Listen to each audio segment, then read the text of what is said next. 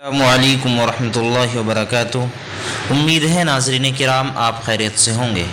ناظرین، آج ہم بات کریں گے کہ آپ صلی اللہ علیہ وسلم کی نماز جنازہ کس صحابی نے پڑھائی ہے اور کون سے صحابی نے آپ صلی اللہ علیہ وسلم کو غسل دیا ہے۔ تو اس کے لیے ہم رجوع کرتے ہیں مادر علمی دارالعلوم دیوبند کی طرف۔ سوال: حضرت محمد صلی اللہ علیہ وسلم کی نماز جنازہ کس صحابی نے پڑھائی تھی اور آپ صلی اللہ علیہ وسلم کو کس صحابی نے غسل دیا تھا؟ جواب: بسم اللہ الرحمن الرحیم۔ رسول اللہ صلی اللہ علیہ وسلم کی نماز جنازہ پڑھی گئی تھی مگر کسی نے امامت نہیں کی تھی، اس لیے کہ آپ کی نماز جنازہ جماعت کے ساتھ نہیں ہوئی تھی، بلکہ لوگ گروہ در گروہ آپ صلی اللہ علیہ وسلم کے حجرہ مبارکہ میں داخل ہوتے اور الگ الگ نماز پڑھ کر نکل جاتے۔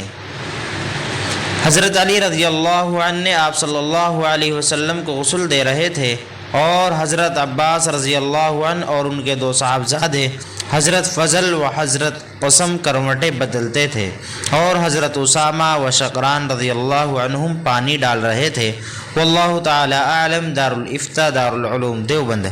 تو ناظرین، آپ نے دیکھا دارالعلوم دیوبند کا فتویٰ۔ اگر آپ کو ہماری یہ ویڈیو اچھی لگی ہو تو اسے لائک اور شیئر کریں اور چینل کو سبسکرائب ضرور کریں۔ السلام علیکم ورحمۃ اللہ وبرکاتہ۔